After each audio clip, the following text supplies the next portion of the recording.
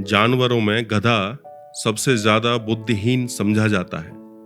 जब हम किसी आदमी को पहले दर्जे का बेवकूफ कहना चाहते हैं तो उसे गधा कहते हैं। गधा सचमुच बेवकूफ है या उसके सीधेपन, उसकी निरापद सहनशीलता ने उसे यह पदवी दे दी है, इसका निश्चय नहीं किया जा सकता। गायें सींग मारती हैं, ब्याई हुई गाय तो अनायास ही सिंहनी का रूप धारण कर लेती है। कुत्ता भी बहुत गरीब जानवर है, लेकिन कभी कभी उससे भी क्रोध आ ही जाता है। किंतु गधे को कभी क्रोध करते नहीं सुना, न देखा। जितना चाहो गरीब को मारो, चाहे जैसी खराब सड़ी हुई घास सामने डाल दो, उसके चेहरे पर कभी असंतोष की छाया तक नहीं दिखाई देती। वैशाख में चाहे एक आध बार कुलेल कर लेता हो, पर हमने तो उसे कभी खुश होते नहीं देखा। उसके चेहरे पर एक विषाद स्थायी रूप से छाया रहता है। सुख दुख हानि लाभ किसी भी दशा में उसे बदलते नहीं देखा। ऋषियों मुनियों के जितने गुण हैं वे सभी उसमें पराकाष्ठा को पहुंच गए हैं, पर आदमी उसे बेवकूफ कहता है। सद्गुणों का इतना अनादर कहीं नहीं देखा। कदाचित सीधापन संसार के लिए उपयुक्त है ही नहीं। देखिए ना, भारतवासियों की अफ्रीका में क्या दुर्दशा हो रही है। क्यों अमेरिका में उन्हें घुसने नहीं दिया जाता?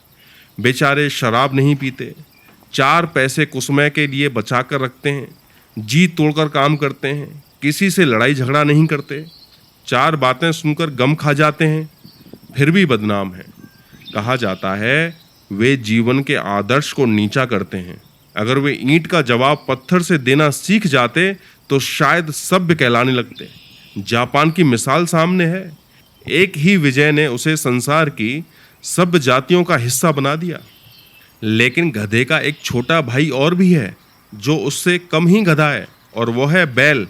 जिस अर्थ में हम गधे का प्रयोग करते हैं, कुछ उसी से मिलते जुलते अर्थ में बछिया के ताऊ का भी प्रयोग करते हैं। कुछ लोग बैल को शायद बेवकूफ़ी में सर्वश्रेष्ठ कहेंगे, मगर हमारा विचार ऐसा नहीं है। बैल कभी कभी मारता भी है, कभी कभी अड़ियल बैल भी देखने में आता है, और भी कई रीतियों से अपना असंतोष प्रकट कर देता है। अतः उसका स्थान गधे से नीचा है। झूरी काछी के दोनों बैलों के नाम थे हीरा और मोती। दोनों पछाई जात के थे, देखने में सुंदर, काम में चौकस, डील में ऊंचे। बहुत दिनों साथ रहते रहते दोनों में भाईचारा हो गया था। दोनों आमने सामने या आसपास बैठे हुए एक दूसरे से मूक भाषा में विचार विनिमय किया करते थे। एक दूसरे के मन की बात को कैसे समझा जाता है हम कह नहीं सकते। अवश्य ही उनमें कोई ऐसी गुप्त शक्ति थी जिससे जीवों में श्रेष्ठता का दावा करने वाला मनुष्य वंचित है। दोनों एक दूसरे को चाट कर सूंघ कर अपना प्रेम प्रकट करते। कभी कभी दोनों सींग भी मिला लिया करते थे, विग्रह के नाते से नहीं, केवल विनोद के भाव से, आत्मीयता के भाव से, जैसे दोनों में घनिष्ठता होते ही धौल धप्पा होने लगता है। इसके बिना दोस्ती कुछ फुसफुसी, कुछ हल्की सी रहती है, जिस पर ज्यादा विश्वास नहीं किया जा सकता। जिस वक्त ये दोनों बैल हल या गाड़ी में जोत दिए जाते और गर्दन हिला हिलाकर चलते, उस वक्त हर एक की यही चेष्टा होती थी कि ज्यादा से ज्यादा बोझ मेरी ही गर्दन पर रहे। दिन भर के बाद दोपहर या संध्या को दोनों खुलते तो एक दूसरे को चाट चूट कर अपनी थकान मिटा लिया करते। नाद में खली भूसा पड़ जाने के बाद दोनों साथ उठते, साथ नाद में मुंह डालते और साथ ही बैठते थे। एक मुंह हटा लेता तो दूसरा भी हटा लेता था। संयोग की बात, झूरी ने एक बार दोनों को ससुराल भेज दिया। बैलों को क्या मालूम वे क्यों भेजे जा रहे हैं। समझे, मालिक ने हमें बेच दिया। अपना यूं बेचा जाना उन्हें अच्छा लगा या बुरा कौन जाने, पर झूरी के साले गया को घर तक दोनों को ले जाने में दांतों पसीना आ गया। पीछे से हाँकता तो दोनों दाएं बाएं भागते, पगैया पकड़कर आगे से खींचता तो दोनों पीछे की ओर जोर लगाते, मारता तो दोनों सींगें नीची करके हुंकारते। अगर ईश्वर ने उन्हें वाणी दी होती तो झूरी से पूछते, तुम हम गरीबों को क्यों निकाल रहे हो? हमने तो तुम्हारी सेवा करने में कोई कसर नहीं उठा रखी।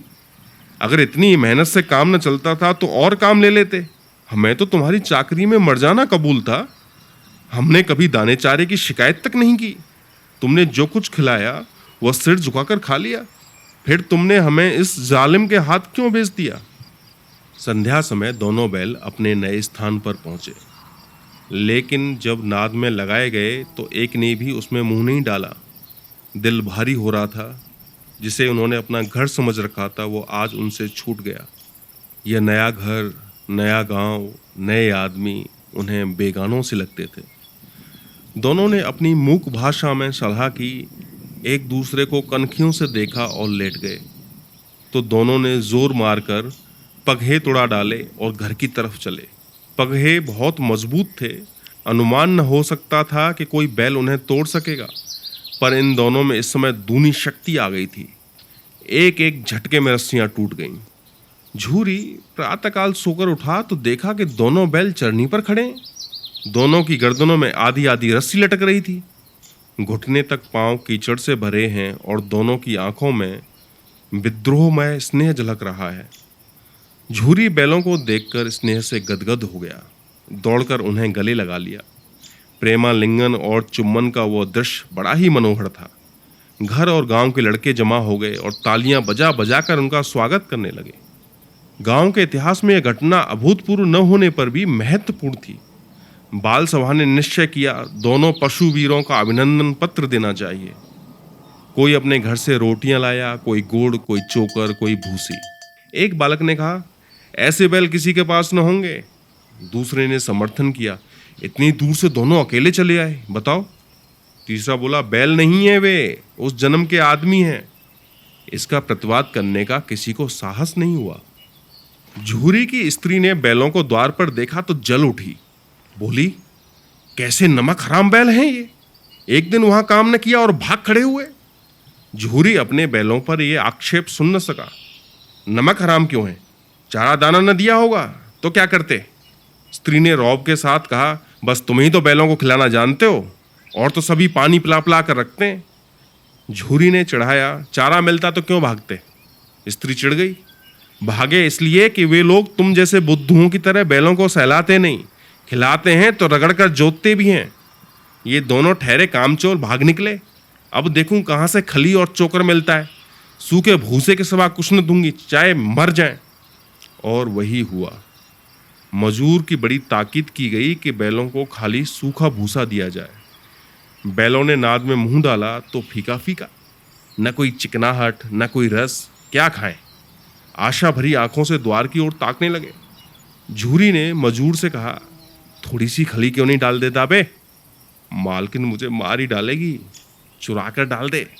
ना दादा, पीछे से तुम ही उन्हीं की सी कहोगे। दूसरे दिन झूरी का साला फिर आया और बैलों को ले चला। अब की उसने दोनों को गाड़ी में जोता।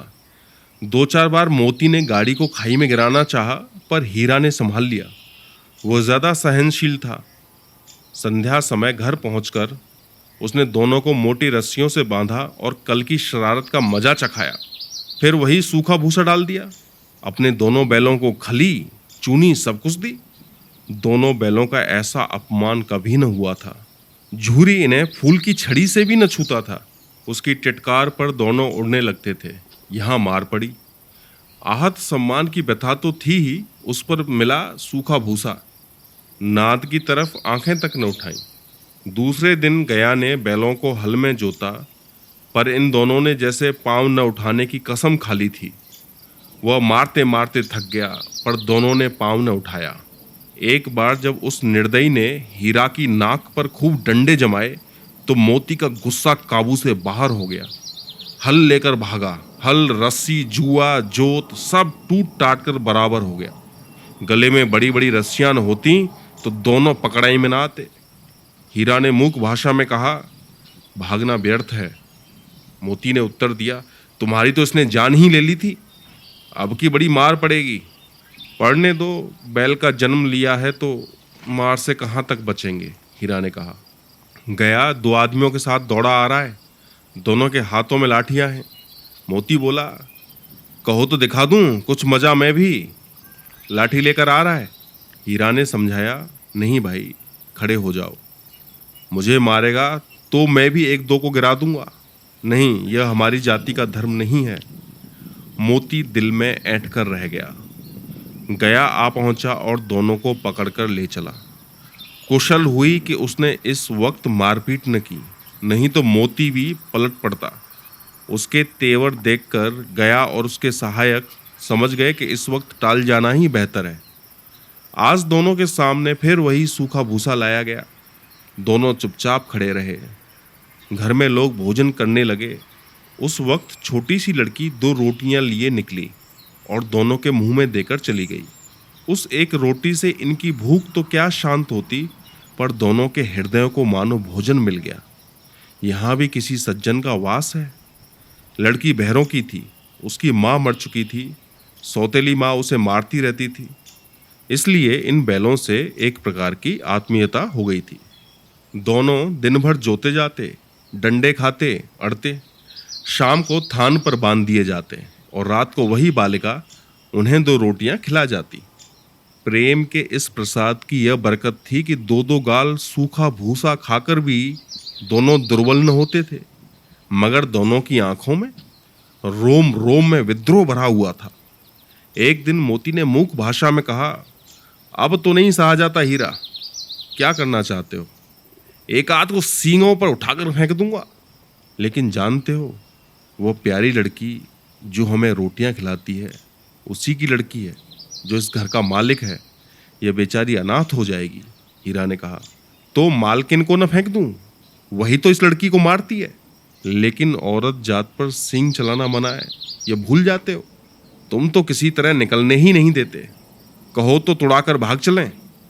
मोती ने कहा, हाँ, यह मैं स्वीकार करता हूं, लेकिन इतनी मोटी रस्सी टूटेगी कैसे? हीरा ने कहा, इसका एक उपाय है। पहले रस्सी को थोड़ा सा चबा लो, फिर एक झटके में जाती है। रात को जब बालिका रोटियां खिलाकर चली गई, दोनों रस्सियां चबाने लगे, पर मोटी रस्सी मुंह में न आती थी। बेचारे बार बार जोर लगाकर रह जाते थे। सहसा घर का द्वार खुला और वो लड़की निकली। दोनों सिर झुकाकर उसका हाथ चाटने लगे। दोनों की पूंछें खड़ी हो गईं। उसने उनके माथे सहलाए और बोली, खोल देती हूं, चुपके से भाग जाओ, नहीं तो ये लोग मार डालेंगे। आज घर में सलाह हो रही है कि इनकी नाकों में नाथ डाल दी जाए। उसने गराव खोल दिया, पर दोनों चुप खड़े रहे। मोती ने अपनी भाषा में पूछा, अब चलते क्यों नहीं? हीरा ने कहा, चलें तो, लेकिन कल इस अनाथ पर आफत आ जाएगी, सब इसी पर संदेह करेंगे। सहसा बालिका चिल्लाई, दोनों फूफा वाले बैल भागे जा रहे हैं। ओ दादा, दादा, दोनों बैल भागे जा रहे हैं, जल्दी दौड़ो। गया हड़बड़ाकर भीतर से निकला और बैलों को पकड़ने चला। वे दोनों भागे। गया ने पीछा किया और भी तेज हुए। गया ने शोर मचाया, फिर गांव के कुछ आदमियों को भी साथ लेने के लिए लौटा। दोनों मित्रों को भागने का मौका मिल गया। सीधे दौड़ते चले गए, यहां तक कि मार्ग का ज्ञान न रहा। जिस परिचित रास्ते से आए थे उसका यहाँ पता न था। नए नए गांव मिलने लगे। तब दोनों एक खेत के किनारे खड़े होकर सोचने लगे, अब क्या करना चाहिए। हीरा ने कहा, मालूम होता है राह भूल गए। तुम भी बेतहाशा भागे, वहीं उसे मार गिराना था। मोती ने कहा, उसे मार गिराते तो दुनिया क्या कहती। वह अपना धर्म छोड़ दे, लेकिन हम अपना धर्म क्यों छोड़ें? हीरा ने कहा। दोनों भूख से व्याकुल हो रहे थे। खेत में मटर खड़ी थी, चढ़ने लगे। रह रहकर आहट लेते रहे थे, कोई आता तो नहीं है। जब पेट भर गया, दोनों ने आज़ादी का अनुभव किया तो मस्त होकर उछलने कूदने लगे। पहले दोनों ने डकार ली, फिर सींग मिलाए और एक दूसरे को ठेलने लगे। मोती ने हीरा को कई कदम पीछे हटा दिया, यहाँ तक वो खाई में गिर गया। तब उसे भी क्रोध आ गया, संभल कर उठा और मोती से भिड़ गया।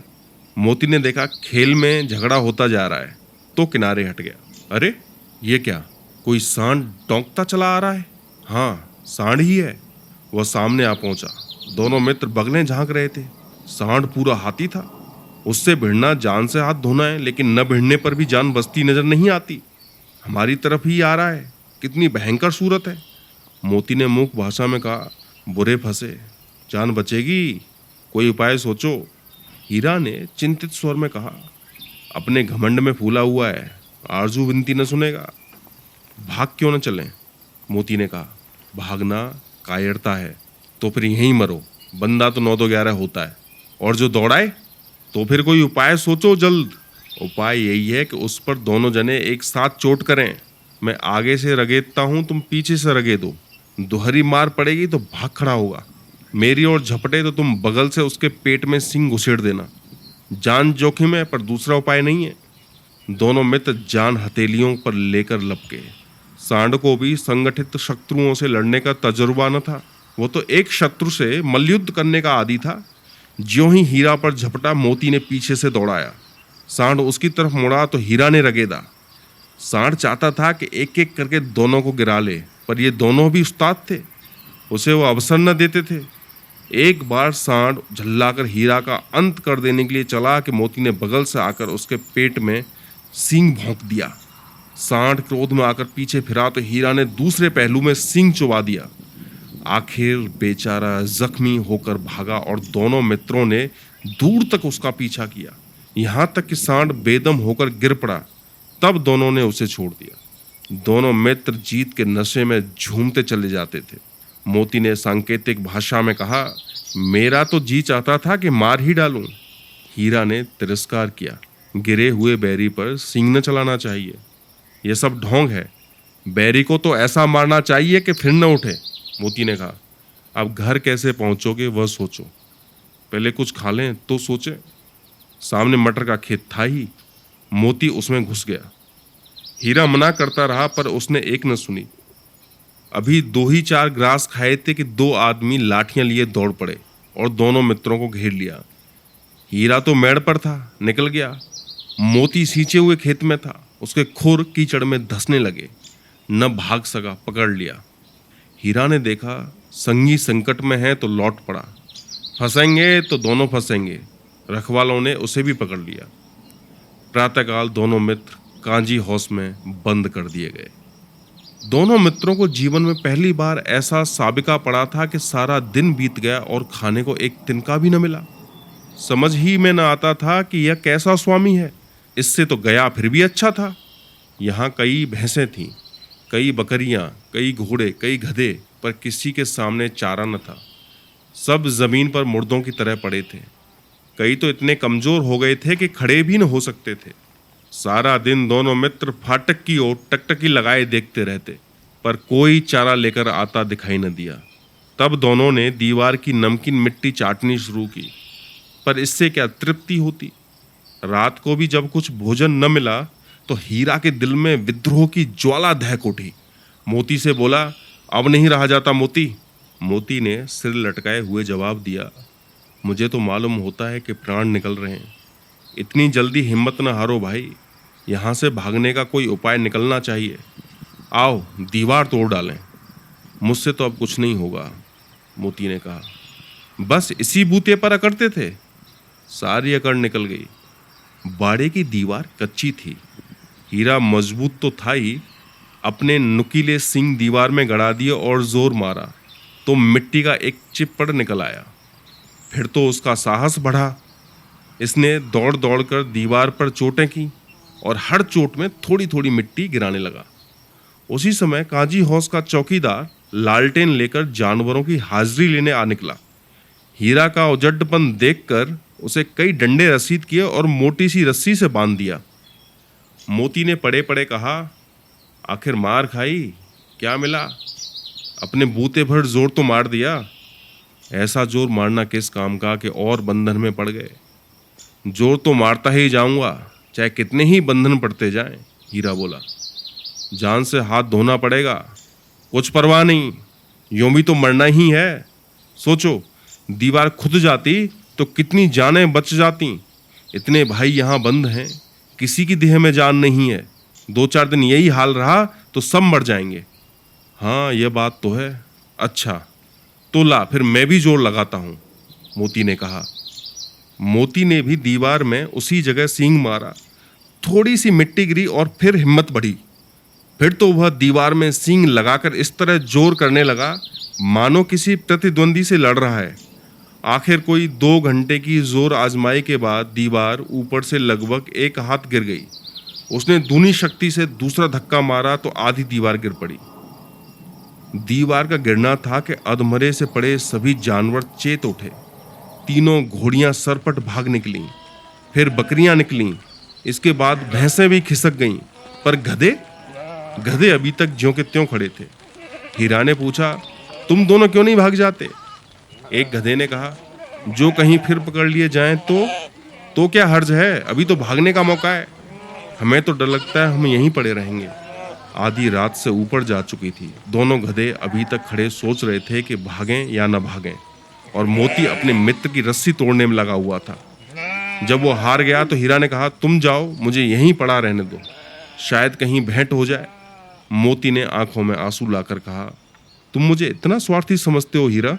हम और तुम इतने दिनों एक साथ रहे हैं, आज तुम विपत्ति में पड़ गए तो मैं तुम्हें छोड़कर अलग हो जाऊं? हीरा ने कहा, बहुत मार पड़ेगी, लोग समझ जाएंगे यह तुम्हारी शरारत है। मोती ने गर्व से बोला, जिस अपराध के लिए तुम्हारे गले में बंधन पड़ा, उसके लिए अगर मुझे मार पड़े तो क्या चिंता? इतना तो हो ही गया कि 9-10 प्राणियों की जान बच गई, वे सब तो आशीर्वाद देंगे। यह कहते हुए मोती ने दोनों गधों को सींगों से मार मार कर बाड़े के बाहर निकाला और तब अपने बंधु के पास आकर सो रहा। भोर होते ही मुंशी और चौकीदार तथा अन्य कर्मचारियों में कैसी खलबली मची, इसके लिखने की जरूरत नहीं। बस इतना ही काफी है कि मोती की खूब मरम्मत हुई और उसे भी मोटी रस्सी से बांध दिया गया। 1 सप्ताह तक दोनों मित्र वहां बंधे पड़े रहे। किसी ने चारे का एक तिनका तक न डाला।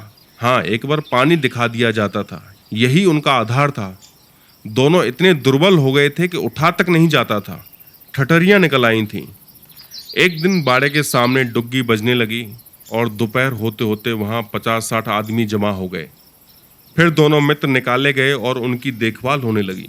लोग आकर उनकी सूरत देखते और मन फीका करके चले जाते। ऐसे मृतक बैलों का कौन खरीदार होता? सहसा एक दड़ियल आदमी, जिसकी आंखें लाल थी और मुद्रा अत्यंत कठोर, आया और दोनों मित्रों के कूलों में उंगली गोदकर मुंशी जी से बातें करने लगा। उसका चेहरा देखकर अंतर्ज्ञान से दोनों मित्रों के दिल कांप उठे। वह कौन है और उन्हें क्यों टटोल रहा है, इस विषय में उन्हें कोई संदेह न हुआ। दोनों ने एक दूसरे को भीत नेत्रों से देखा और सिर झुका लिया। हीरा ने कहा, गया के घर से बेकार ही भागे, अब तो जान न बचेगी।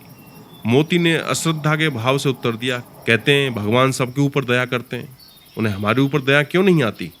भगवान के लिए हमारा जीना मरना दोनों बराबर है। चलो अच्छा ही है, कुछ दिन उसके पास तो रहेंगे। एक बार भगवान ने उस लड़की के रूप में हमें बचाया था, क्या अब न बचाएंगे? यह आदमी छुरी चलाएगा, देख लेना। मोती ने कहा, तो क्या चिंता, मांस, खाल, सींग, हड्डी सब किसी के काम आ जाएंगे। नीलाम हो जाने के बाद दोनों मित्र उस दड़ियल के साथ चले। दोनों की बोटी बोटी कांप रही थी। बेचारे पांव तक न उठा सकते थे, पर भय के मारे गिरते पड़ते भागे जाते थे, क्योंकि वह जरा भी चाल धीमी हो जाने पर डंडा जमा देता था। राह में गाय बैलों का एक झुंड हरे भरे हार में चरता नजर आया। सभी जानवर प्रसन्न थे, चिकने चपल, कोई उछलता था, कोई आनंद से बैठा पागुर करता था। कितना सुखी जीवन था इनका, पर कितने स्वार्थी हैं सब। किसी को चिंता नहीं कि उनके 2 भाई बधिक के हाथ पड़े कैसे दुखी हैं। सहसा दोनों को ऐसा मालूम हुआ कि यह रास्ता तो परिचित है। हाँ, इसी रास्ते से तो गया उन्हें लेकर गया था। वही खेत, वही बाग, वही गांव मिलने लगे। प्रतिक्षण उनकी चाल तेज होने लगी। सारी थकान, सारी दुर्बलता गायब हो गई। ये लो, अपना ही हार आ गया। इसी कुएं पर हम पुर चलाने आया करते थे, यही कुआं है। मोती ने कहा, हमारा घर नजदीक आ गया है। हीरा बोला, यह सब भगवान की दया है, मैं तो अब घर भागता हूं। मोती ने कहा, यह जाने देगा? इसे मैं मार गिराता हूं। नहीं नहीं, दौड़कर थान पर चलो, वहां से आगे हम न जाएंगे। हीरा ने कहा। दोनों उन्मत्त होकर बछड़ों की भांति कुलेलें करते हुए घर की ओर दौड़े। वह हमारा थान है। दोनों दौड़कर अपने थान पर आए और खड़े हो गए। दड़ियल भी पीछे पीछे दौड़ा चला आता था। झूरी द्वार पर बैठा धूप सेक रहा था। बैलों को देखते ही दौड़ा और उन्हें बारी बारी से गले लगाने लगा। मित्रों की आंखों से आनंद के आंसू बहने लगे। एक झूरी का हाथ चाट रहा था। दड़ियल ने जाकर बैलों की रस्सियां पकड़ ली। झूरी ने कहा, ये मेरे बैल हैं, तुम्हारे बैल कैसे हैं? मैं मवेशी खाने से नीलाम लिए आता हूं। मैं तो समझा हूं कि चुरा कर लाए हो, चुपके से चले जाओ। ये मेरे बैल हैं, मैं बेचूंगा तो बिकेंगे। किसी को मेरे बैल नीलाम करने का क्या अधिकार है? जाकर थाने में रपट कर दूंगा। मेरे बैल हैं, इसका सबूत यह है कि मेरे द्वार पर खड़े। दड़िहल जल्लाकर बैलों को जबरदस्ती पकड़ ले जाने के लिए बढ़ा। उसी वक्त मोती ने सींग चलाया। दड़िहल पीछे हटा। मोती ने पीछा किया। दड़िहल भागा। मोती पीछे दौड़ा। गांव के बाहर निकल जाने पर वह रुका, पर खड़ा दड़िहल का रास्ता देख रहा था। दड़िहल दूर खड़ा धमकियां दे रहा था, गालियां निकाल रहा था, पत्थर फेंक रहा था, और मोती विजय शूर की भांति उसका रास्ता रोके खड़ा था। गांव के लोग यह तमाशा देखते थे और हंसते थे। जब दड़िहल हार कर चला गया तो मोती अकड़ता हुआ लौटा। हीरा ने कहा, मैं तो डर गया था कि कहीं तुम गुस्से में आकर मार न बैठो। अगर वह मुझे पकड़ता तो मैं बेमारे न छोड़ता। मोती ने कहा, अब ना आएगा तो दूर से ही खबर लूंगा, देखूं कैसे ले जाता है। जो गोली मरवा दे तो मर जाऊंगा, पर उसके काम ना आऊंगा। हमारी जान को कोई जान ही नहीं समझता, इसलिए कि हम इतने सीधे हैं। जरा देर में नादों में खली, भूसा, चोकर और दाना भर दिया गया और दोनों मित्र खाने लगे। झूरी खड़ा दोनों को सहला रहा था और 20 लड़के तमाशा देख रहे थे। सारे गांव में उछासा मालूम होता था। उसी समय मालकिन ने आकर दोनों के माथे चूम लिए। आपने इस कहानी को इतने प्यार से सुना, उसके लिए बहुत बहुत शुक्रिया।